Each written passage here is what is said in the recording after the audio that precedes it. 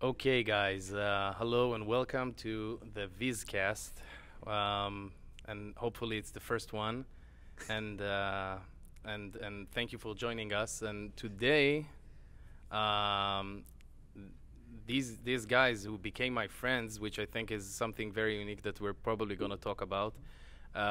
They're hosting me at the Viscap offices. I'm super excited. I don't know if someone can hear, but the fact that we're true friends, which is for me a big deal, um, makes me very calm and open when I'm talking to you guys. And I think that it's so not trivial. The fact that we met at a conference, not even a conference, I don't know, it's not a mastermind. This is like an industry event, one of the smaller ones. And we managed to create a true friendship that, first of all, doesn't have to do with work. It's a true friendship. Like we talk over the phone, and it's intercontinental. He talks to my girlfriend. Yes, I text your girlfriends like me, in a certain way. And you met some of my relationships. And I think it's not trivial because lots of people at these events, they meet someone, and there is either an interest or a shared interest, which is not bad, but it's very hard to base friendship, kind of like relationship, out of like an interest.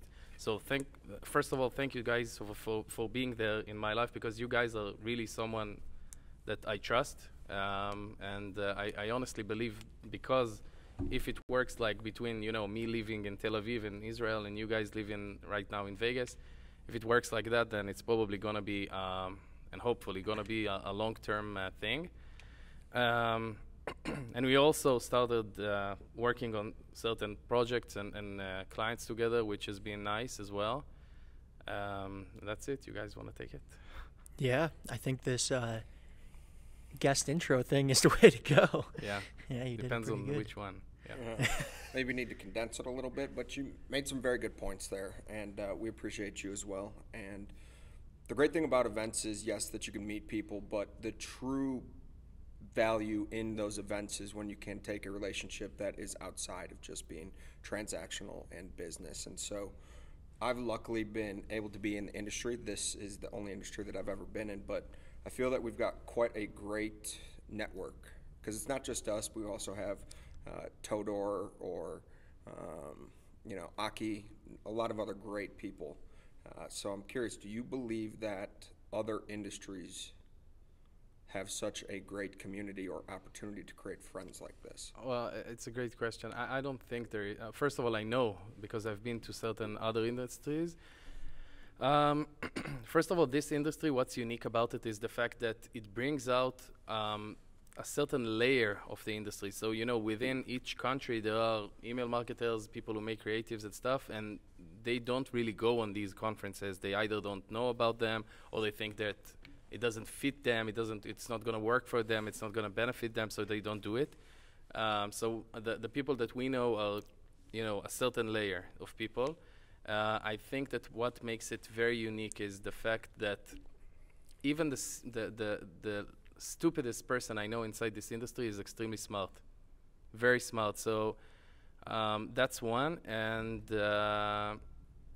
yeah, I mean, the industry kind of like every type of like social circle, you would have the people that I call people who are still stuck in high school, and they're really in it to prove something. Yeah. And I feel like, for me, looking at from the side, it's very funny, because most of the times if they're very good, it's a matter of time till people know that you're not making these numbers, you don't have these clients, and at the end of the day, if you're in it to play the long-term game, you're losing. It's not a smart move. But yeah, so I think that this industry is extremely blessed. But and also, I keep reminding myself, I always say that right now we're watching Netflix and we see like shows about how drugs or cocaine was like in the 80s, and how much like there were heydays, there. So people were making lots of money from drug trafficking and stuff. And I really think that to some extent, I know that what we're doing is legal, and drugs weren't legal then and they're not now, but there is a lot of things inside that equation that are very similar. So I think this is a very fast-growing and new industry.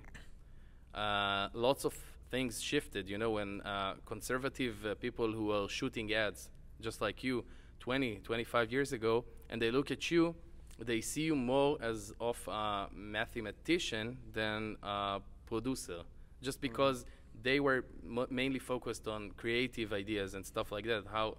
Because they were doing TV, and that was the format, you know, that was the medium. And now things are completely different. We're looking at CPA. Everything is like more close to the stock market. So Trackable and trackable, yeah. Much quicker to see results and stuff. Yeah. I think it's the coolest part about like at least like the group of people that we have in our industry that are like our friends. It's like for Affiliate World example, when we go there, like the only people I know at that event are all the speakers. You know what I mean?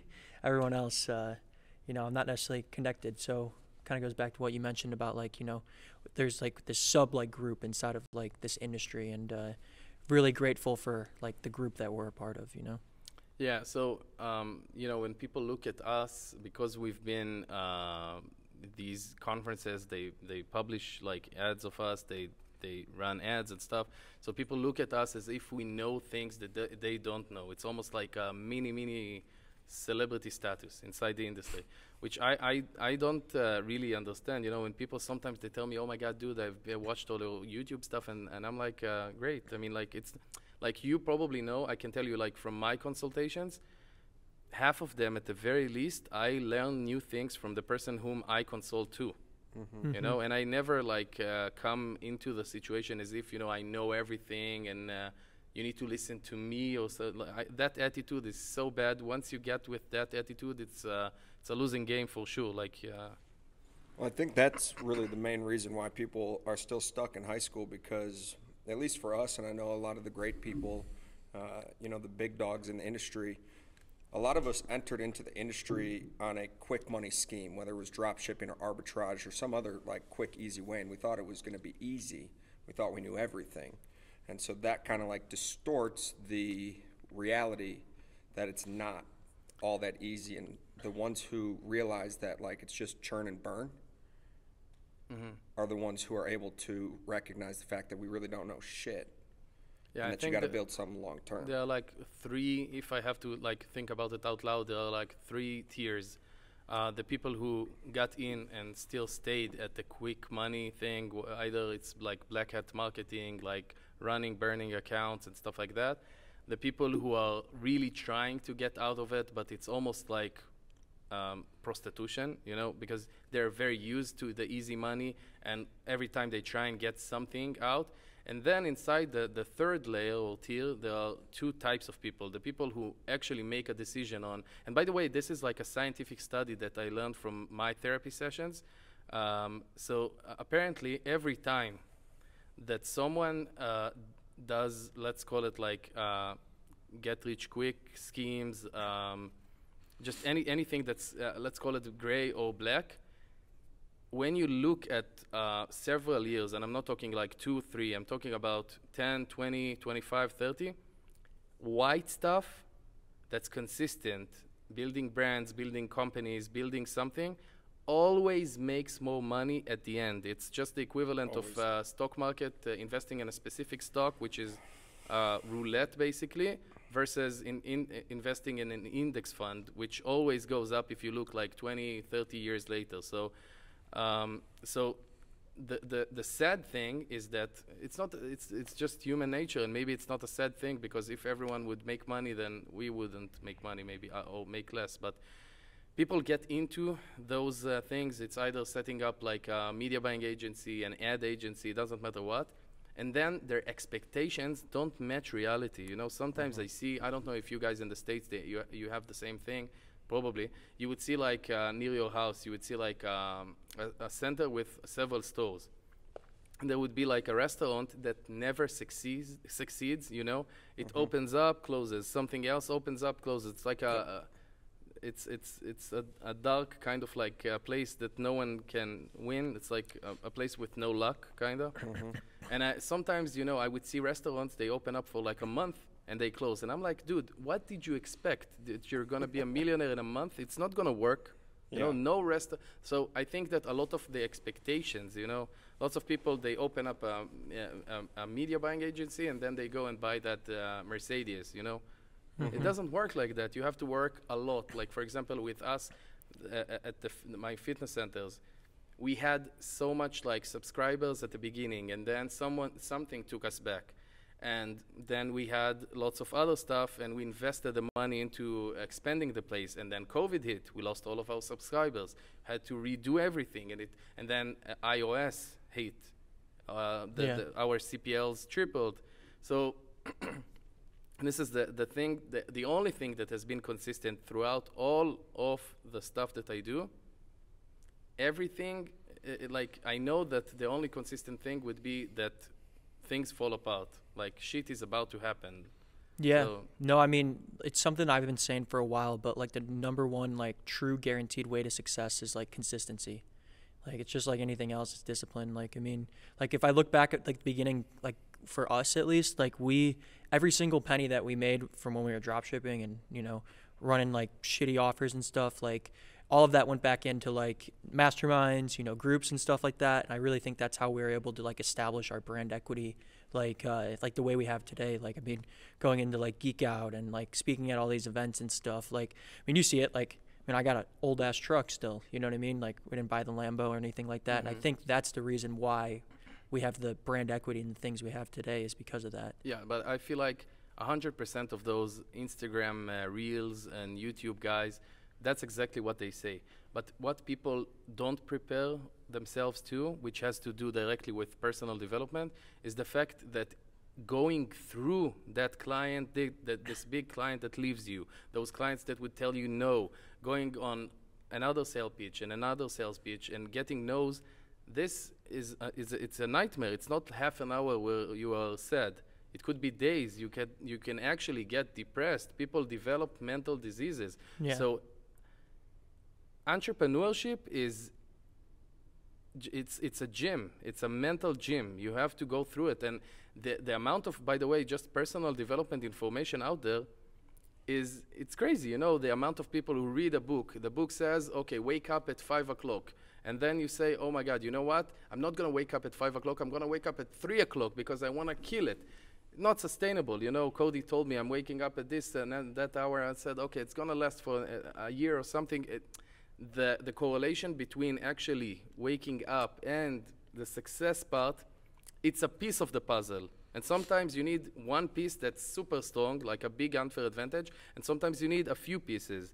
But it's those books that would give you know, be strong, be motivated, and you get this like bursts of motivation or energy. It's nice to have, but you can't count on it. It's not gonna last. The only thing that you need to do is, one, obsess, and two, keep reminding yourself every hour, not every day, every hour of every day, that things work like that. That's like setting your expectations to failure. Yeah, completely. I mean, like, that's the same thing. Like, I mean, like you told me, like about the waking up early thing too. And like, I mean, I agreed with you. I was like, it's probably not sustainable, but in order for me to know that it's not sustainable, I need to do it until failure. So I have that experience underneath my belt, you know? Because that's really like, I think ultimately like also success, it's all based on like experiences. The more experiences you have like in your mind and stuff like that, like is like directly correlated with like, you know, the amount of success you have, I think. Experience is definitely something that you need, but the main question here is, like, in theory, again, if you do lots of mistakes throughout a long period of time, then you're going to end up at 60, 65. You'll have a lot of knowledge, a lot of experience. You'll be able to teach others how to do it or what not to do, but you're still not going to reach your financial goals or your financial freedom or whatever that got you into that business. I mean, you know, making mistakes is it's not easy, but it's something, you know. So the main question, and it's not like I have the answer. I'm almost like asking myself and you, is how do you filter out from that knowledge that's out there of like business development, personal development, entrepreneurship, and filter out the stuff that's right? Like for me, the biggest thing would be mirroring. So like I take someone who has already done or achieved something that's close to me, and it has to be someone who's done it recently. It can't be Michael Jordan. You know, if I want to be a very good basketball player, I'm not going to look at someone from 20 years ago, because whatever worked 20 years ago is not going to work today. Knowledge is different. People are doing other stuff. So I need to look at someone who is actually doing it right now, which is very hard to find someone who's, you know, genuinely being successful and reaching the goals or close to the goals that I have. And then looking at what he's actually doing, not what he says on like podcasts or YouTube stuff. And, you know, because people, they want to look good. So they say a bunch of stuff, you know, drinks 5 cups of coffee in the morning. Great. I don't think it's going to help me achieve the same result. I think that's one good way. I think another good way is something that I do a lot, and I think it comes down to like your instinct. You know what I mean? Like what is the number of times that like you're correct when it comes to like your instinct or your gut making a decision? Because like that's ultimately like the reason people like look at these books and stuff, or you know, look for outside information, is because they don't think they have it. But if you get to a point where your experiences are built up enough, your knowledge is built up enough, where your instinct is almost right every single time, that's how you can, you know, have the highest probability of like something going. Yeah, I love it. I love it, and it ties to one of my biggest rules or beliefs, which is integrity. I feel like, I don't know if it's the, you know, generic definition of integrity, but I feel like having integrity, and it doesn't matter if for you it's waking up early in the morning, or for you is reading a certain number of books, or taking out the dog, or you know, fixing your bed in the morning. If you have integrity, then you're gonna make sure that you keep on going and obsess about that thing. You know, so it's and you see lots of people in the industry, which is interesting. You know, I'm not talking about, for example, it's something that I wrote about in my book. So in my book that I'm writing right now, which is like a journey, I talk about how to find the right partner. And I talk about the stuff like, for example, we know that in this industry, we're not going to say a specific name or names, but a very big percentage of people cheat on their wives or girlfriends and stuff, a very big percentage. And you know, the question that I ask myself, you know, when you are there and you want to look cool, you don't want to criticize the person, you're not going to say anything. But in real life, when you are actually considering partnering up with that person, you know, this person, let's say he is religious and he cheats on his wife. Like, so if this guy cheated on the person that he was super committed, not just verbally, but even by contract, and the mother of his kids, and also to his religion. So he cheats on his wife, his kids, and his God. Who says, like, what are you for him? You know what I mean? Like, you're nothing for him. He's going to cheat on you as well, because that's his level of integrity at the end of the day. That's how I see things, you know? That's the exact, I mean, that's the reason why I quit drinking, why I wanted to quit vaping last year, why like I'm trying to like work out more, make the best version of myself, because if I don't like do those things personally, how can I expect those results in my business? Consistency and all those things and stuff like that. Like same exact point you had with religion, wife, family, all that stuff. Like, I mean, how you do one thing is how you do everything. And it's not like I'm against getting married or against religion. I'm just saying that integrity has to do with, you know, keeping your word. You know, so if you decided that you're gonna take care of a dog, then you're gonna take care of the dog. You're not gonna let it piss in you know, inside the house. If you're married, then you have to be married. You know, because that's a part of your word. And by the way, there is a lot of scientific studies when they studied a lot of very successful people in entrepreneurship, in relationships. Doesn't have to do with business. They found out that the only common thing was that these people, they really keep their word, you know. So it's a big thing. Yeah, I because agree. At the end of the day, you know, these conferences, we don't just go to just like, you know, go on recruit vacation affiliates and stuff. yeah. It's sometimes it's like a half a vacation. It's fun and stuff. But at the end of the day, everyone's like looking at each other, you know. So if someone is completely abusing drugs, or if someone even, I'm not talking about really, you know, like high-end ridiculous stuff, but let's say someone is posting stories about his life that you know that are not true, You know, he is working at looking good consistently, obsessively, pumps out content. He has like 1,000 or 2,000 people following him. How are you able to really function to a high level when all you do is think about the new post, the new story, the new video that you're gonna pump out? And you know what I mean? It's like lots of people don't actually do the work, but they want to look as if they are traveling business class, they're flying all over the world, which is great. But at the end of the day, it doesn't really hold up. It doesn't really hold up. At the end of the day, you look at yourself. You know, I believe that, I don't know, 100% of people, they have the imposter syndrome to a certain level. But these people, I don't want to really, you know. Yeah, but I think that's most of the time, it becomes very clear from the outside perspective that it's just a facade. And so those are usually the people who don't create the strong enough connections with the people who could actually help them get out of that rut that they're in. And that's the biggest thing, is like those relationships that we talked about at the beginning. You'll learn so much from the people that you're with about what's making them successful, and it'll be your greatest access to relevant knowledge and like true experience. So going back to the fact we were talking about relationships, as of recently, you had just become single right before you were coming here. My number is right now We'll on paste the his bottom, number there for on the all of you bottom ladies. part right he is now. a high-value bachelor. So the question is have you recently updated your Tinder profile? How's that looking? Are you on Grindr? Yes, usually you would get with the grinder joke. I don't think apps are for me, honestly, and right now I'm just like trying to take some space to myself. I want to finish the book that has been such a big project right now, and I really want to finish it. And it's I'm pouring my heart out in the last 13 years into this book. So it's not technical. It's not the stuff that I talk about in Geek Out and Affiliate World. It's actually how to start, where to learn from, how to choose the right partner, how to maximize yourself in a conference. So that's what I want to finish before I get into a new relationship. Yeah. And so as you've been writing it, have there been any moments that have been like super emotional to you as you've been writing it? Definitely, it's an emotional journey. Yeah. Because it's not one of these books that you know, I don't have a schedule. No one's really telling me what to do.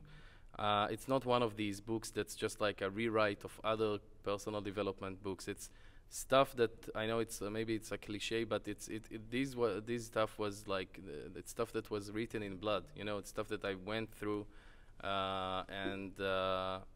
and just like consulting other people and taking on friends of mine even that work for certain places and turning them into entrepreneurs and going through that process over and over again and seeing how people are super scared. People tend on just finding reasons and how the brain works, and then combining that with a lot of therapy sessions throughout, basically from when I was 5 till and also personal development stuff that just not just like seminars and courses and stuff that I've done, but also like one-on-ones.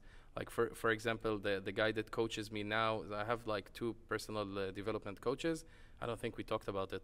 And the main guy is someone who also trains NBA people. So he's like the equivalent of Tony Robbins in Israel.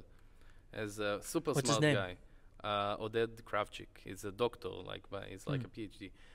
So he has lots of books and stuff, and I've known him like from when I was a kid, because I built his website back then, and then I just like I called him up, and I think it took me a while to even get to him, and I told him, listen, I know that you have guys that work, you know, underneath you and stuff, and that you refer people to, but if it's not gonna be you, I'm not doing anything. It has to be you. So I waited a bunch of time, and we started working together. And I learned 2 things that really keep me from getting into tough spots, and they're also inside the book. The first one that I learned, if I can share with you, is that sometimes when things don't work out for us, we tend on connecting lots of stuff. So for example, you will break up with someone, or you're not gonna make money from a certain project or something like that. And what we do is we go on like a phone call with our mother, a friend, doesn't matter, and we try and we tell them a bunch of stuff. So my car broke down, and this girl left me, and the sex wasn't good or whatever. And then what happens is that 1 + 1 + 1, in these kinds of situations where you are depressed, when things are not working out, they're equivalent to 12. It's not 3. So that's one rule that I have. The second thing, which is one of the biggest one, and it has to do a lot with like Jewish, the Jewish Bible and stuff like that. Mr. Margolis. Mr. Margolis, which is a great Jew in the Jewish community in Las Vegas. So what happens is when we tell other people those kinds of like stories, it's just as if we went to the gym. So what happens is that our brain is a muscle. So the brain has two functions. It could add information, and it could double the information that you have. It cannot delete any memory unless you have an illness. So what happens is, usually when something bad happens, you go, you tell that friend, that friend, that friend, and people don't understand that they get deeper into it by just training their brain to think about the bad thing that happened. Instead, if they would, just either minimize the situation because you're still allowed to share, what happens is that we rationalize something, we legitimize that situation, and then we create a fixation, and then we lose our motivation, which is, I created this kind of like, a nice sentence that has like these sophisticated words, but what happens is that you rationalize something, and then once it's rationalized, you start to legitimize it. Right. So for example, my girlfriend left me because I was this and this and this, or maybe I'm short, so girls don't want me, so I legitimize the situation, and then I tell it to a bunch of people, so I get obsessed, I get fixated. And what happens when you get fixated, like everyone knows, like when you want to buy like a new car, you start seeing that car down the road more, because your brain is trained on focusing on finding whatever you have inside. So you lose motivation because you're getting yourself into a very comfortable spot, It's an identity that you gave yourself. It's an identity, and also it's just like going to the gym and lifting weights. Well, that's the thing. Like if you tell yourself like my girlfriend left me because I'm out of shape and I'm fat, that's a good thing because you should probably go to the gym and get out of in shape. Yeah, but the other part is that you also create, just like Cody said, an image of someone who is fat, and girls leave him, and you victimize yourself. So if it comes out of, it's almost like this is how any addiction is being created. So if you are happy and you drink, then your brain associates drinking with something happy. But if you are after a breakup and you use drugs or you drink, then your brain associates that with escaping or running away from a situation. So that's the difference. And that's why change becomes so hard for a lot of people, because in order to change, it would be forcing you to be incongruent with the identity that you've given yourself, which your brain also hates, and that's why a lot of people get stuck. Yeah. They get way deeper. So for example, if you want to get clients inside your agency and you go on like 5 different sales pitches and you invest money and you go on like events, then people will tell me, listen, I spent $5,000 here, $3,000 here, I took a booth at this event, and I can't get any affiliates, I can't get any new clients. And I hear the speech. I hear it's not an actual story.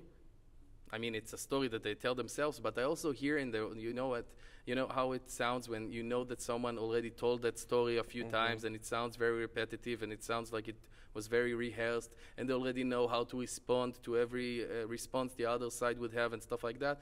So when something like that happens, I know that they do not have a chance till they're going to step out of that zone where they're the victim of the circumstances, and so that's that. Yeah. So along your journey, because you mentioned about doing coding back in the day, and you've talked a lot about being a full stack marketer, which I think is truly a ingenious concept and very necessary. Now, you may have acquired your skills in different orders than what may be the most prime order of acquiring these skills. So if somebody was looking to become a full stack marketer, they've watched your content, In what order would you say would be the easiest and fastest way for somebody to become a full stack marketer today? First of all, I think that you need to, people go and just like, it's again, one of those like YouTube videos, and people would say, find your why, and stuff like that. What I say is find your unfair advantage. Find the things that you are truly either good at, but you don't have to like things. You just have to like the result, which is a different thing. So you want to make sure that you find the unfair advantage. The unfair advantage could be maybe you have a family business that you can test a bunch of stuff at. Maybe you have a cousin that works for an ad company. Maybe, I don't know, maybe you live in a community where it's very easy for you to recruit small, medium businesses to run ads to. So the first thing that comes into it would be finding the unfair advantage that you have over other people. Perfect answer. That's the first thing. The second thing is making sure that you spend $0 on knowledge. Knowledge in 2023, and it's been like that for a while, is free. Don't buy any course, don't go to any conference, don't buy anything that costs money until you sit your ass down, go on these forums, go in these Facebook groups, Google it, YouTube it, whatever. Learn whatever you can from this free stuff. ChatGPT? Yeah, definitely. Just do it, just like learn as much as you can for free.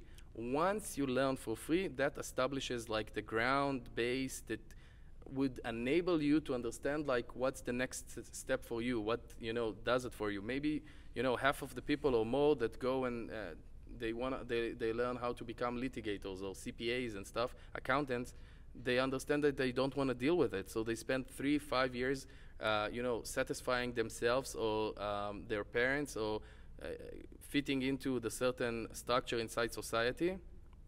And then they find out that they spent a bunch of money, they lost the potential money that they could have done, and they have to restart right now. So the first thing that you need to invest time in is finding, if that works out for you or not.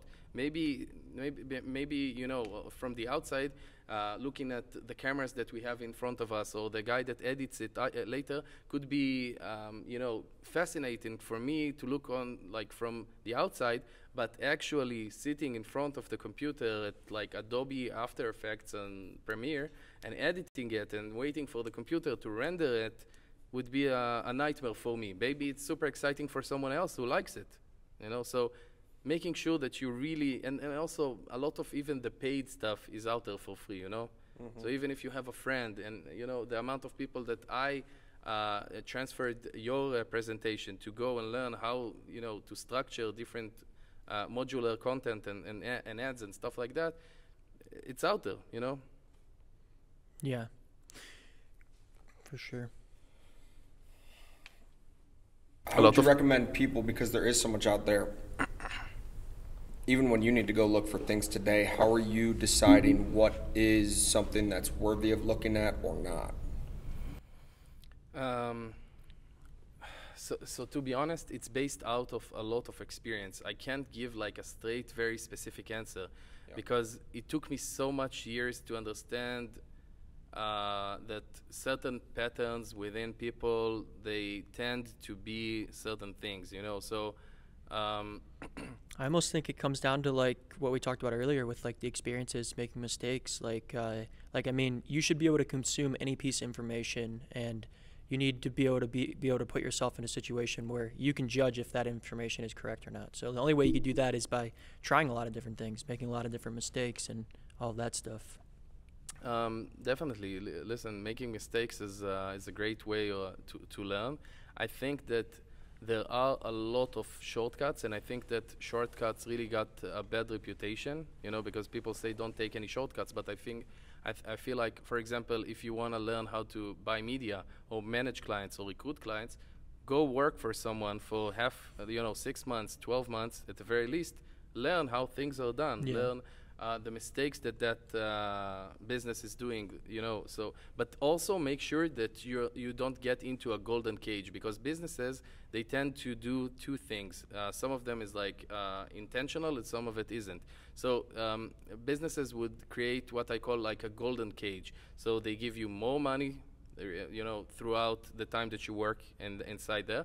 But they will also create a world that's kind of like a bubble. So a lot of businesses will try and tell you that they have like a unique selling proposition or a technology or a networking base or something that you can't get, where in real life maybe you're not gonna step out of that business and be as successful or whatever, but they also built themselves from nothing, and if you don't do it, then if you don't start, you're not gonna get to any results. So make sure that if you do get into like a business to learn from, then you really are setting a specific point in time that you're gonna leave that place regardless of anything, because it has to do with like a bigger plan that you have for yourself. You need an exit strategy. You do. Yeah. Something I learned from you too was, just working with you on like a couple different projects, just me and you personally too, like the speed that you move at, I think is like probably one of like the biggest factors of like your success too. Like you're able to move around, bounce around things, test things quickly. So like for us, example, like being a part of an agency and having an agency, Yeah. we move a bit slower because there's more people involved in the process. And really that's like any company, but you by yourself, solely by yourself, I think that's like part of it too. It's just like the equivalent of traveling alone versus traveling with someone. When you travel with one person, then it slows you down by 3 to 4 times. When you have 2, 3, 4, 5, it slows you down by a lot. There are a lot of benefits. At the end of the day, it's the biggest scaling strategy for businesses. You have to get employees, you have to get people who work with you, partners and stuff. But working I believe in narrow structures within companies. Lots of people, I sometimes I laugh about it with myself, and I say, oh, this guy doesn't like money, because the second that he gets money, because he read somewhere that you have to invest it into the business, the first thing he does is recruit more employees, where he doesn't really need more employees. Yep. Or Made that mistake. so then you spend a bunch of time on hiring 20 more employees, and then you spend a lot more time on firing them, and then you spend a lot of time with the backlash, because these people are kind of like represent you even years after they left. They're going to talk about how you work. They lived with you. It's a small mini marriage that you guys, not you, but like in general, had with those people. So I really believe in narrow structures, and I don't believe in Catholic weddings. Like, my partners, I always tell them, there is no contract in terms of, there is a contract, but the contract strictly says you can do whatever you want. You're always free. You can do the same thing that we do. I never tie any hands down, because at the end of the day, if someone wants to do it, he's gonna fuck you up. You'd rather know about it than he would do it behind your back and create a bad experience and memory for yourself. So that's the other part to it. Yeah, but I think that goes into I don't know how big this is in your book, but this is the one part I know about, and it's do you have a name for it? Making as much money I don't have a name for it. So just like the background to it, to anyone who's listening. So we were walking on a beach in Barcelona, and I don't remember how we got to that specific. What did you tell me? Do you remember, like what brought me into? I mean, at that point in time, I think we were going through some challenges and stuff. Like, I mean, it was like people problems as well as profit problems a lot. We weren't as profitable as we are now because all the money was going back into the business to try to grow the business. And you brought up these points to kind of shift the paradigm that I was thinking in, which kind of like made me realize that like the things that I was focusing on or we were focusing on in our business weren't as important that they should be. You know what I mean? Yeah. So the question is always like, do you go and take the money that you make right now to the bank, or do you invest it into the business to scale it? And what's the right point in that diagram that's like really the sweet spot where it balances the scale with the profitability? And because everyone can, what happens is lots of times people forget the basic structure of the basic set of rules of any business. And it's very simple. It's make as much money, spend as little as possible, and keep that money throughout the longest period of time that you can. That's the 3 rules.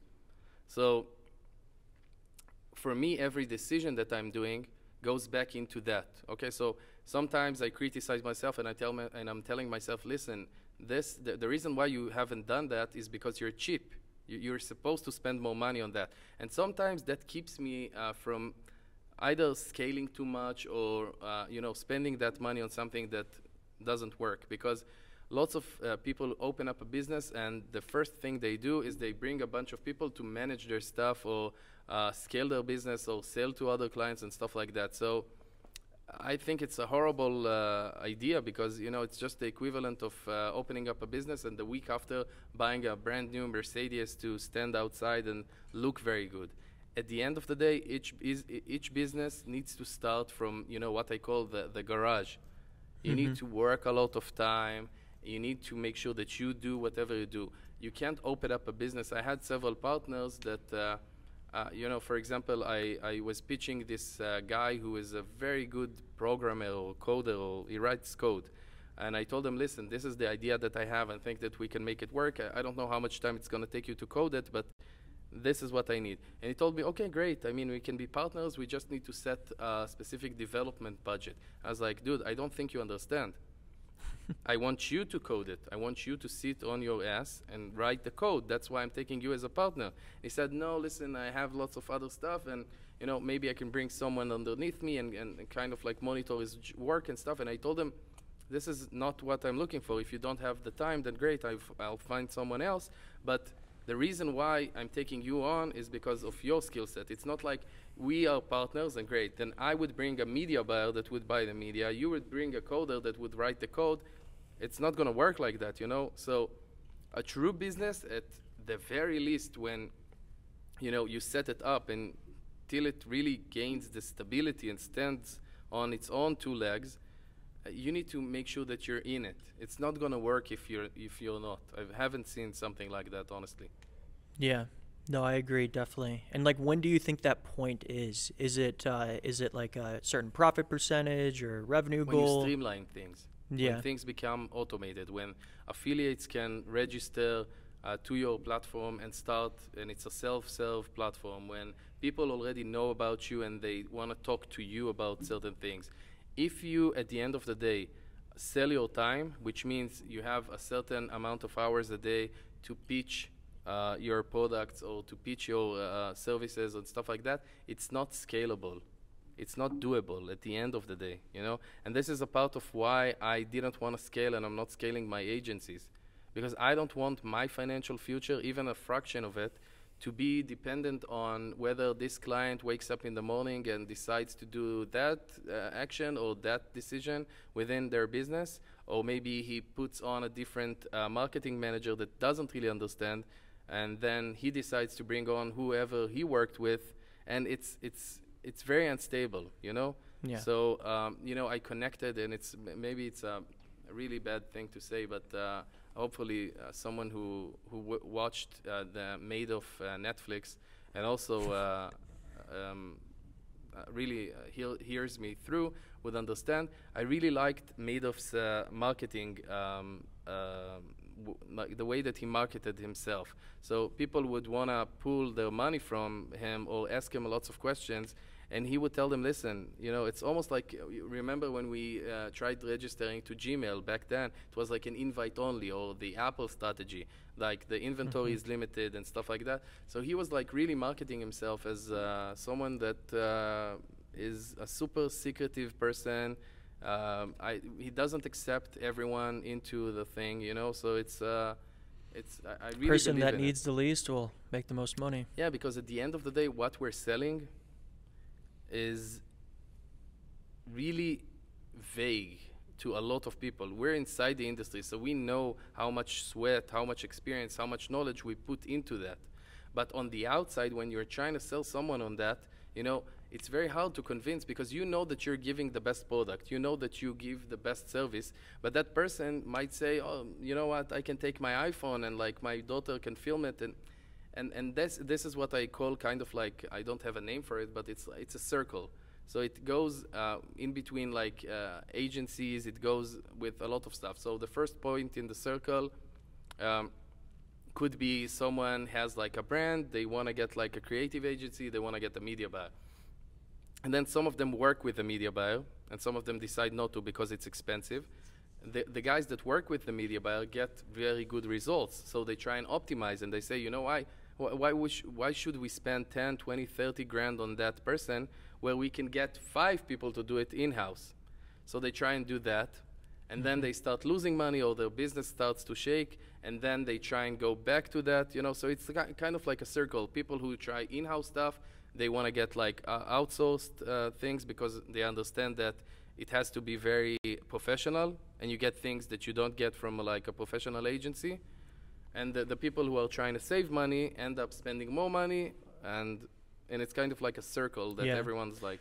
No, that's the same thing we saw. That's exactly why, like, we kind of shifted. Like, I mean, the agency model, like, I mean, we have an agency, but I mean, it sucks. It really does. So that's why we shifted to all these different products where we can help people do it on their own, teach people how to do it on their own. Really, like, the thing that I saw that, like, the only advantage we really have in the marketplace is the big brands that we work with.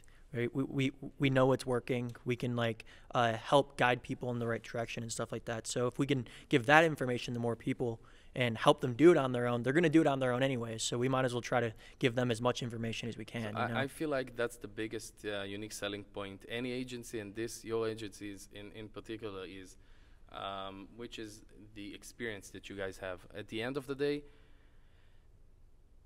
experience is something that only time can buy. It's you can't do it like on your own, you know. So the fact that you have the ability to really watch the market, whether it's boots on the ground at a conference, whether it's filming ads for other clients, whether it's listening from other agency owners and people who run ads for other brands and seeing what's working, you know, making the shift.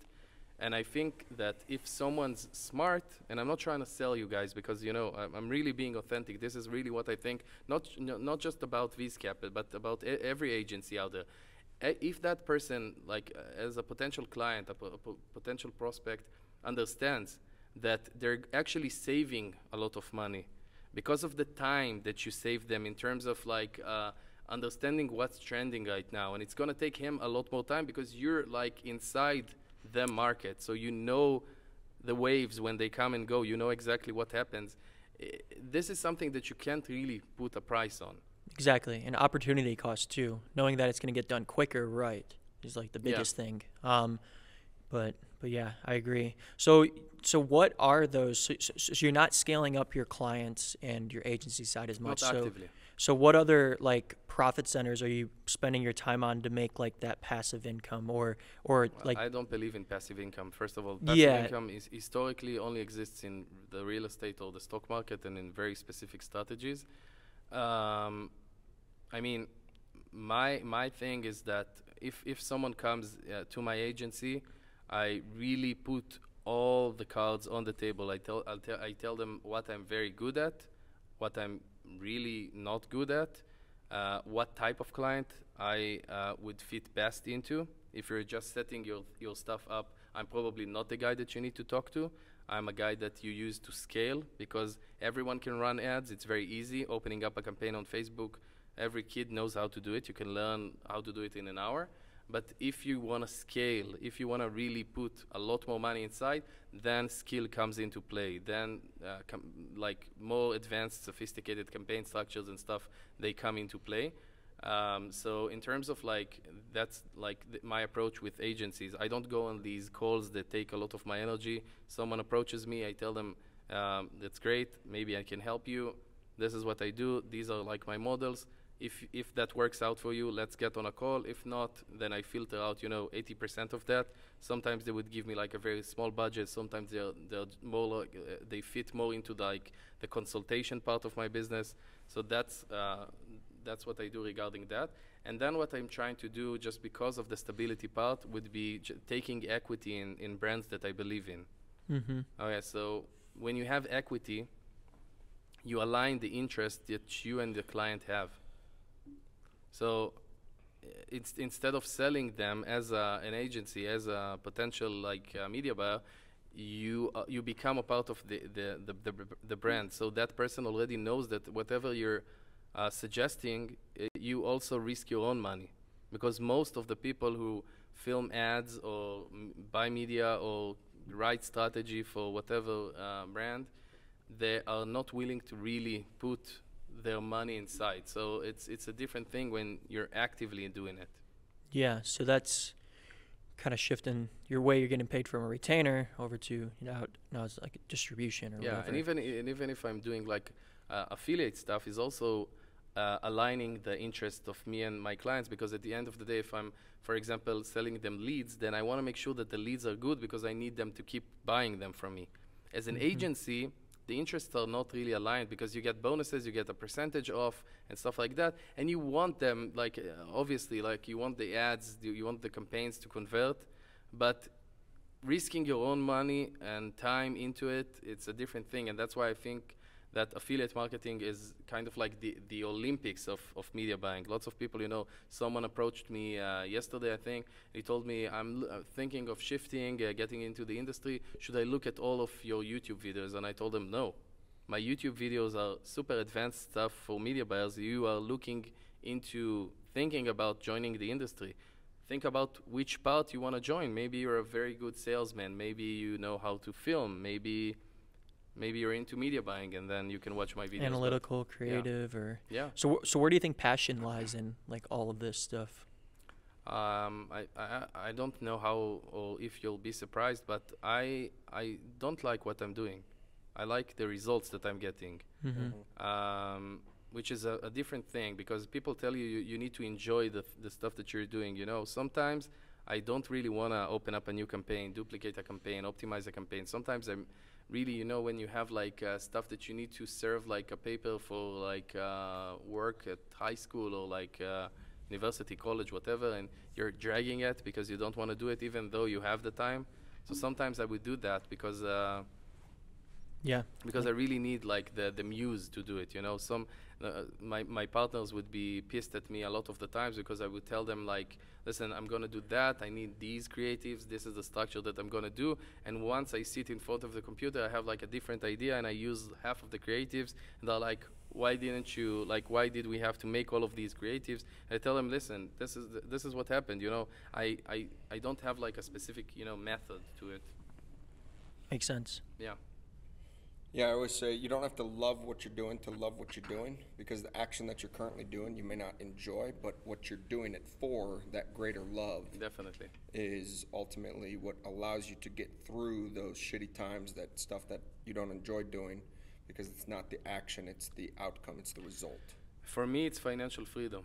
I just know that in 2 to 2.5 years, I have a very specific strategy. I would have enough money to just not retire, but my definition of retiring would be, which is being super, super selective with clients, projects that I'm doing. I'm still going to work, but it's going to be, 100% out of like, I don't want to say pure love, like a kumbaya thing, but it's going to be a very selective thing. It's not going to be, right now, I'm in like full, Zoom sprint mode. Right. And then my greater passion would be impacting other people. Even if it's not like, I don't see myself talking at stadiums and stuff, but I do think that coming from the background that I came from and helping the amount of people that I helped, that I have the knowledge to really push. So in 2 to 3 years, when you do get to that retirement point, tell me the top 3 things that you're going to do first as a celebration. As a celebration? Yeah. Wow, my celebrations are so short. Just like you and You Dad. have no, just yes, like me and Got Dad. it, yeah. The fact that you know it is You're interesting. I talked to your Yes, girlfriend yes, as well. yes. Yeah. Okay, my girlfriend. Ex-girlfriend. Yeah. Nice pivot. Yeah. So I don't really celebrate. I have to say, it's not like I'm not popping any bottles and stuff. Like my celebrations are very small. Like I had days that I made 6 figures and more from the stock market or from campaigns and stuff. My days are very, kind of like the same. Okay, maybe not celebration, but part of not going at a full sprint would mean that you have more time to enjoy different things, reduce your. What I do in terms of business is what I enjoy. Of course. Like I'm talking about not the day-to-day Excel, Facebook platform, ad platform stuff. So for me, if I had to like choose a celebration or like the action that I would do after reaching a certain point, I would have up to an hour where I'm extremely happy. Maybe listen to some music. You wouldn't go to Ibiza and go to that No, I place would that not. you told me about? No, I would not celebrate in Ushuaia because I made like money or reach my goal.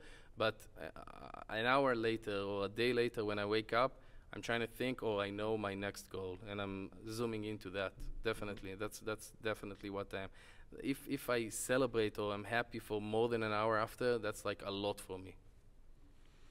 I think it goes into like the idea of like this game. You know what I mean? Like there's really no like end to like what we're doing. You know what I mean? It's not that. game's It's just changing. like about being in a specific focus zone that I'm in. So when I'm like in a business zone, you guys know me usually when I'm traveling and stuff, and I'm being like a troll and stuff, you know, to other people. And We need to talk about that as well. okay, sure. Yeah. Because there are different like Maors, you know, there's like a Maor that you can't get like a decent answer from, and there's like a Maor that's super serious like I am right now. I think that once I just get like a vibe where it's like, I don't know, what I'm trying to say is that I have different zones. So a networking zone would be something, one thing, and then when I'm inside the house, I'm a completely different person when I'm inside my office. Right. So it's just like celebrations get me out of the zone, and it takes me a while to get back to the zone. So I'm trying not to leave the zone for too much or at all.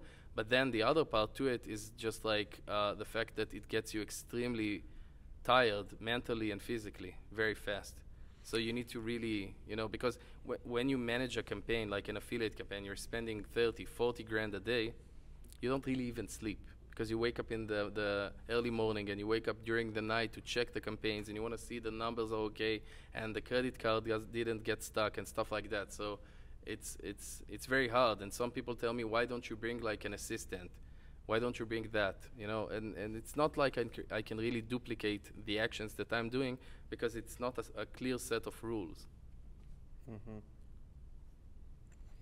So a lot of the main version that a lot of people see would be the troll networking Maor version, okay?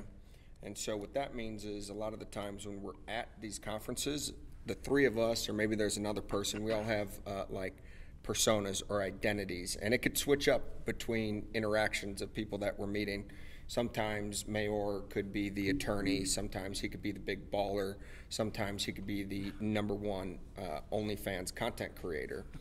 And so there's been times where we've told people that he has a cock that's so large he has to tape it to his leg, and people believe it.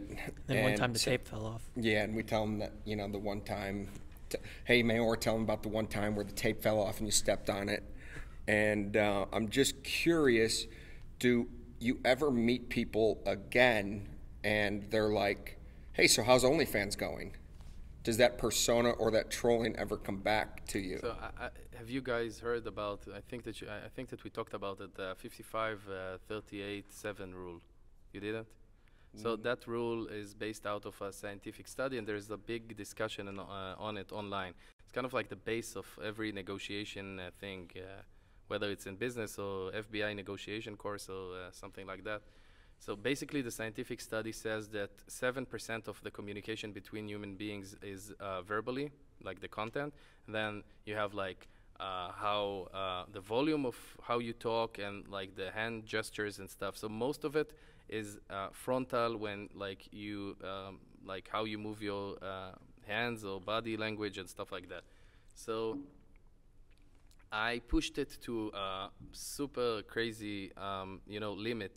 Lots of people would ask me questions and I would talk about cakes and the sun and the moon and the stars, and they would be, wow, that's amazing, that's so smart, Yeah. because I know that they're not listening, Right. you know. And I pushed it to really, like, it's so funny, like my friends that actually know about it, they would hear it, and you know, some people understand it and they think that I'm completely ridiculous, but at the end of the day, the way that I work and network, I don't believe in like the conservative way of actually networking, which is like, what do you do at a conference? And you have to tell them that pitch that you said like 20,000 times a day, and then that person, you know, tells you what he does. And I think that in order to create a good networking session, you have to be memorable.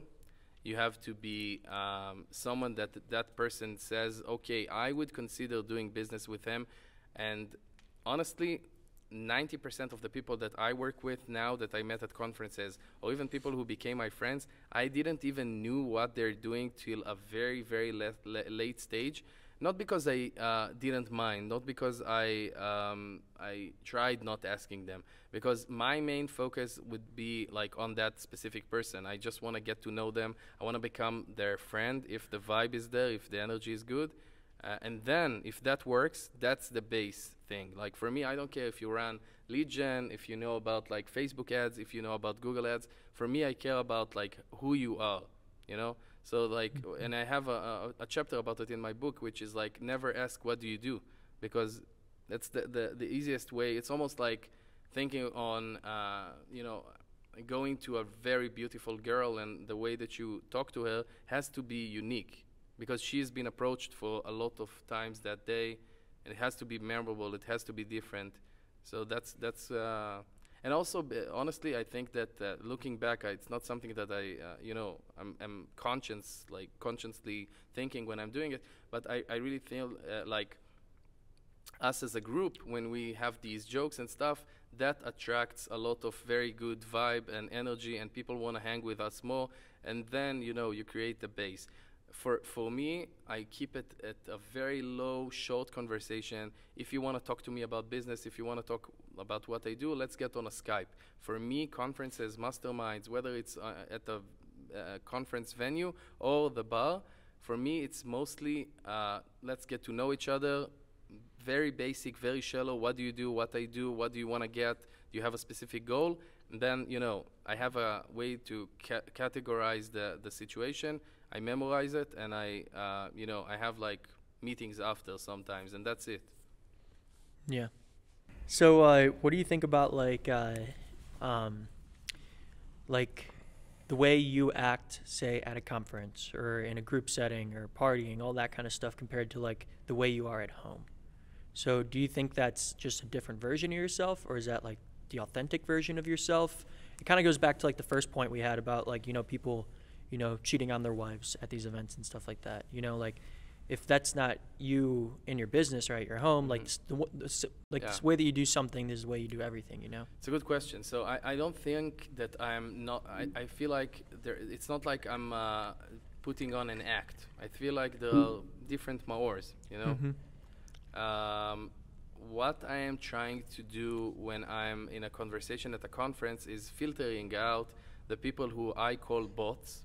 You know, like situations where I've had the first day of this conference, we were sitting in a bar, and the guy next to me talked to another guy, and he was trying to convey a specific, you know, story to him. Then he asked him, so I don't remember the specific question, but his answer, we joked so hard, you know, we laughed so hard, because the guy was like not even inside the conversation. It was like a complete waste of time. The guy really put into it like a few minutes on telling him what we were talking about, trying to get him into the conversation. He wasn't even there, you know. And he asked him, so what do you think about it? And he told him what he does for a living. So the communication wasn't there, and it's not like he misheard.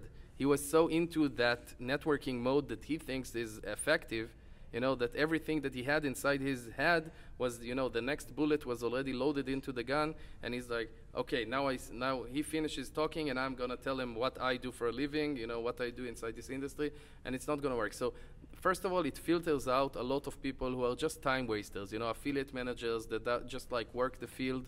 They're trying to get more affiliates, stuff like that. That's just like a complete waste of time. Because at the end of the day, it's a sport. You know, if you're a professional person that goes into these conferences and you want to maximize the time, a big portion of of it would be energy and time management and consumption management. So lots of people would just like, they open up the venue at 10 o'clock, they close it at 5, 6, they're gonna be the whole day there. Why? And then from there, they're gonna go with their stinky clothes into a party or something like that. And they don't understand why people are getting away from them, but they smell, stuff like that. And it's just about how you manage your time, effectively. So it goes back into those shorter conversations, and it goes back into that. So when I'm at home, I would be a person that is, not thinking about traveling, not drinking, not partying and stuff like that. And it's way easier for me to go into a deeper conversation and share stuff. And when I'm trying to adjust my vibe, energy, and time consumption and schedule, then I don't want to go into a deep conversation. So I would be much more light, funny, just like think about it as like a friendship kind of thing. Makes sense. So you being by yourself, this is another slightly different question, but you being like one-man show kind of stuff like that, like how do you allow yourself to execute like at a high level and work while you're like traveling and on the road all the time? Because so my structure would be, I would be like, I have captains. So each company has like a person that does 100% or at the very least 90% that specific company. Totally. But what about like the agency stuff when it's just the mainly agency, just you? I told you, it's very, I cherry pick the clients. It's very small when it comes to like who and how. And I, again, put all of the cards in front. I tell these clients, if you are looking for the big rooms, the big presentations, the weekly talks, calling each day, talking about ads, stuff that I don't see as effective, then perfect. There are a lot of agencies that do that. They have lots of people that would be very, good representatives of the company, and they would give you whatever you need if that's what you think. But if you want like effective stuff, if you want to measure it solely by results, then I'm your guy. So they know that when I'm abroad, I would spend a certain amount of time working on their campaigns, and I have a guy monitoring, the campaigns to a more deeper level. But as long as they're getting the results, which they almost always get, unless there is, something that I can't control, like the market or Facebook or stuff like that, then that's how it works. Makes sense. So when it comes to like your success and like the decisions that you've made and money that you've acquired so far and stuff like that, which like either like vertical or area do you think is like the best to get into? Is it affiliate marketing? I feel like it completely changes between one person and another. It goes back to the first initial thing that I said, which is like finding your unfair advantage. Mm-hmm. If you find your unfair advantage, then that's what you need to at the very least try. And if it doesn't work, then you can go back to the drawing board and find something that is working. But So what was your unfair advantage at the beginning? My unfair advantage was working at an agency, understanding how to recruit agencies. And my bigger unfair advantage would be the fact that verbally I'm very good at convincing people.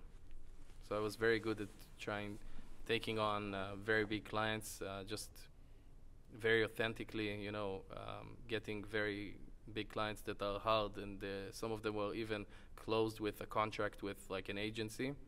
So I knew how to do that, and then using that convincing power to just recruit or I don't know the word, but just make sure that I get certain people from platforms and stuff to tell me what is actually working and how to do certain things. So that I think that was that applying that superpower and understanding that superpower has been the biggest difference. Because it doesn't really matter if it's like an agency, if it's an affiliate marketing thing. So something we talked about yesterday too was like based around like just like making money by just existing, or having to make money by like having to figure it out and stuff like that. Do you think that taps into or like correlates with like the industry you're in? For instance, like affiliate marketing, like a lot of people look at it as like cash flow. It's a cash flow business. It's not something that like you can eventually step out of and like sell one day, right? Do you see it the same way? I think that it really changes because I know some affiliates that have big offices and they streamlined and automated at the very least 50%, if not 80% of everything. So yes, they are using their connections, but they also have a very specific way on creating creatives for VSLs and then testing it and testing offers and multiple offers and building different campaigns. And they keep on recruiting because that's their model and it works for them. So those types of businesses, definitely, yeah. I've seen like businesses with even lower value, like arbitrage players, like content and search arbitrage, that those businesses have been sold. So the only thing is how much weight you as a founder and CEO have on your shoulders, you know, in terms of like how much you keep in. Because if it's based out of your specific you know, interaction or connection or with a certain company or a person, then it's not going to be sold. But I don't also agree with the fact that, you know, the end goal would be selling. I don't think, you know, it's almost like not investing money, but how do you call it? When a company gets like a venture capital to give the money. Injection? No, not injection. Never mind. When a company just like gets a lot of money from a venture capital, everyone celebrates. But at the end of the day, it's either that or they sold a portion of their business, like certain equity. So I feel like affiliate marketing is not for everyone. It's a roller coaster in terms of like the knowledge and almost everything that you need in terms of like the recipe in order to make it work is at a very high level. The risk factor, being able to lose money, dealing with losing money, having access to direct advertisers or very good connections with networks, knowing how to negotiate. You really need to be at the best of everything in order to make things work. If you're not there and you don't have these connections and you don't have that negotiation power or experience, then I wouldn't start with affiliate marketing. Affiliate marketing sounds very sexy, it looks very good on YouTube. You know, it's always like a guy in Cancun talking about passive income. Just click a few clicks on the computer and it prints out money. It's not like that. Entrepreneurial route is what you're saying. And that's what you said, you started in an agency? Yeah. Interesting. Makes sense. So then, like, what's next for you? Because like, what's going to be like that next thing that gets you to the next point where you can start scaling your money up? Is it like real estate? Is it like investing? Like so I'm doing lots of investments. I think in the last 2.5 years I really went into it, really learned how things work, and I have a few people, like a team of 2 people that actually help me manage my assets and stuff. So a couple of stuff is my portfolio is very risky, so I just like purchased like an apartment, which is not an investment, but it is kind of like some of my money is now tied to real estate. So you could say it's an investment, and I keep on acquiring businesses. So you know, it's so I'm doing like the stock market, I'm doing the real estate, I'm doing my own businesses, I'm doing the agency stuff. So you know, I have like my bread and butter stuff, and I keep on empowering people. I feel like that's the biggest asset, because when I take someone who's not making money or makes a decent amount of money, and I make him like an entrepreneur, and I push him, and I tell him, you know what, I'm gonna risk 100% of that business because I trust you, because I think that it's gonna work. And sometimes it doesn't, but I always try and make it like asymmetrical. So if I invest in 5 different people, I know that I just need one of them to have a good quarter in one specific year to, at the very least, cover my losses from the other investments. You know, so it's mathematically, it's almost like a win. I really need something extreme to happen in order to lose. Makes sense. Interesting. And have you lost yet? Of course, all the time. Tell us about it. What was the biggest one? The biggest one, I think, a year ago, I had a media bar that I recruited. The ad account on Facebook was not limited. Usually they're limited to 5 or 10 grand a day, and they stopped serving after that. So that ad account was completely open. which is it's not something you see that often. It was a very strong agency account, and the guy set up a campaign, and he added a bunch of zeros instead of, for example, 600 a day daily budget. It was 60, and went to sleep, and it spent over 33 grand, and it made 1% ROI, which means like it lost 99% of the budget. Yeah. God damn. Yeah. So did you fire him? I did not.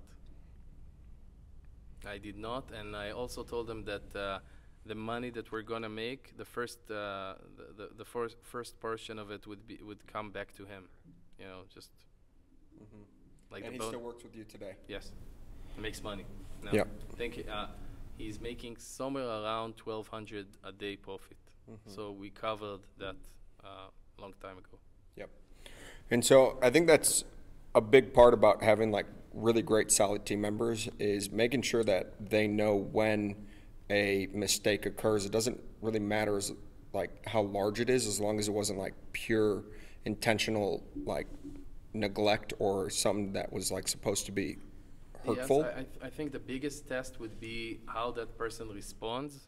Of course. When you confront them with that, and how you confront them. That's what I'm getting to is letting them know that even though this occurred, mistakes happen, we have to learn from it, but we still support you, and we know that you'll continue to grow because you didn't do this with ill intent.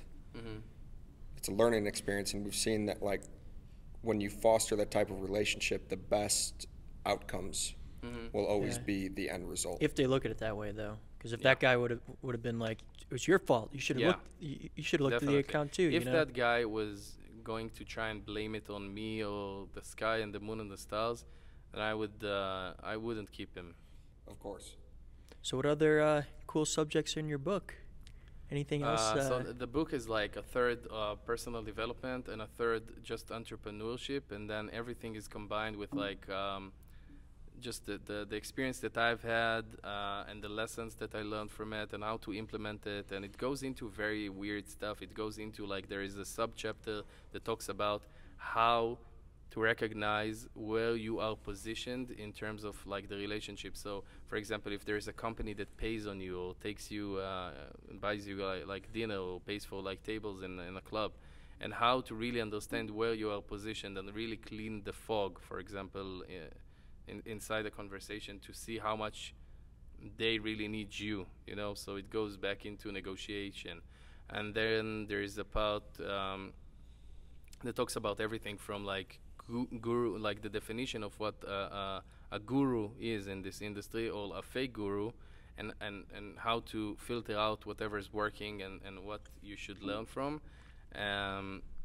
I really like it. There is one thing, just like the set of rules that was written in blood. So for example, I have the 10-15 rule, which is if you show up to a meeting, then if you are trying to get something from that meeting, if you are trying to sell, you wait up to 15 minutes. But if that person is trying to sell you on something, you wait up to 10 minutes. Meaning, if that person didn't show up, or the conference or Google Meet or whatever didn't start after 15 minutes, then you don't do business with that person, because if he's not being respectful of your time, then, you know, and shit happens. The main question is that has that person directly communicated it with you? Yeah. And is it consistent? If it's consistent and he doesn't communicate it with you, it's a lost cause, because that person has zero integrity and it's not going to work. Damn. I mean, so the other part to it would be getting deeper into the stuff that I learned from therapy and from the personal development stuff that I've done, and that really is how to react to certain situations, how to really come back and bounce back, which I think is one of the biggest qualities entrepreneurships need to have. So when the shit hits the fan and stuff, how do you actually handle it? And then I have a chapter on how to just like create different categories for people. So, you know, the certain people who are complete leechers inside the industry, also some people who are complete fakes, and how to really, you know. Yeah. What is your opinion or definition on a guru now? So a fake guru, is that what you mean? Yeah, I or think go all in gurus general? are fake. I think Well, I think the definition of guru, I think that's like kind of yeah, it really got bad reputation. I agree. So a fake guru, by definition, is someone who either does or sells something that is not um, really standing up to what they say. So, for example, if they tell you, okay, you're gonna buy my drop shipping course and you're gonna make a ridiculous amount of money very fast, or if something that doesn't really match up with reality, and that goes, by the way, into a lot of not even people, sometimes like businesses. You would have like an optimizer system that really optimizes based on AI, which is complete garbage, and it doesn't have any AI inside, and it doesn't really do what it does. So that's like fake as well. So there is in the book a set of rules on how to really understand what reality is and what not, in a really not subjective way, like really measuring things. Yeah, I think like one thing that I've learned at least is like things like kind of come in like revolutions. You know what I mean? Like you can kind of like predict the future based off of like what's happening right now. Like if a thing's either like a trend or if it's something that's gonna like die out. So like the guru thing, or even like TikTok for a while there. Like TikTok was a trend, and it was something that I like fell into a lot as well. Like I mean we're still doing TikTok, but like I mean consistency is like Facebook, YouTube, obviously stuff like that. But like TikTok's starting to die out, and then next year there'll be another spike and stuff like that. Yeah. So you can kind of like predict the future by watching a lot of these things. I think the thing with the guru is the same thing. It is the same thing, but the main question is how do you give someone who's just starting off the tools? And it could be in any industry. Maybe you want to get into the stock market. Maybe you want to get into baking pizzas. It doesn't matter. How do you actually filter out the knowledge that's out there? Because when you're outside, you don't know what's fake and what's not.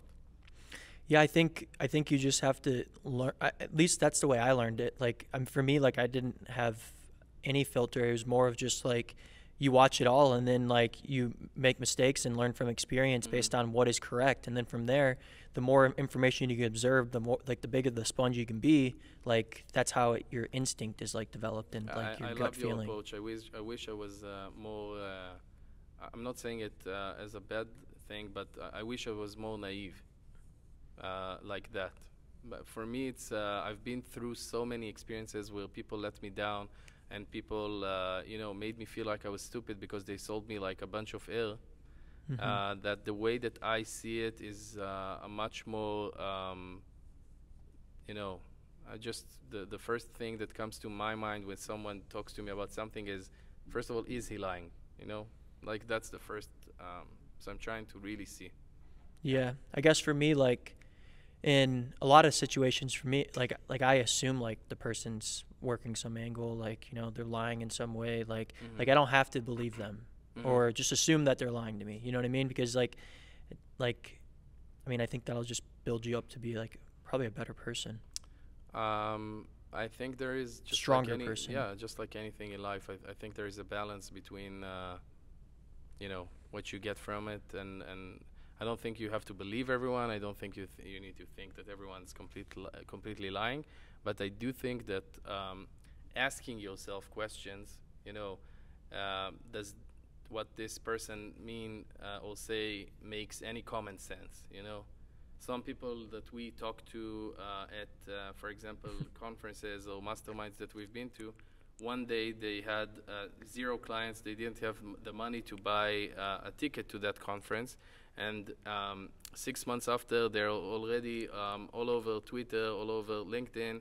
They're the biggest one. They're on Forbes. They're on. They have the biggest agency. Every client spends like 7 million a day. Stuff that's ridiculous. They have 7 Rolexes. So you have to ask yourself. Obviously I exaggerated right now, but you have to ask yourself, does it make sense? Because usually those people who come in very fast, they're like a shooting star. They also fall. How do you look at those relationships for you? Is that like something that you look at, like you can identify that and that's more of like a transactional relationship, or do you still like treat those people the same way or just avoid them? I try and stay away from those interactions and people as much as I can, because that affects me. I really get like the certain energy of that person. And also it's a waste of time. I appreciate my time being alive so much that how can I spend it with someone who I know that's completely lying to my face? Anything else we want to talk about? I think we covered it. It's gonna be too long. Yeah. Where can everyone find you? YouTube, Instagram, Facebook, LinkedIn. What would they Nice. search on YouTube? MAORBN, so Maor BN, which is Maor and then Benaim, my last name. Oh, Maor the Wolf on Google would just like pop everything up. Beautiful. Well, dude, it was great seeing you. Glad that you came in, and appreciate your time. Thank you for sharing everything. And go ahead, give him a follow, you guys. Truly is not just a brilliant mind, but a great person. So any chance that you get to be able to connect with him, I highly recommend it. And thank you guys for being here today.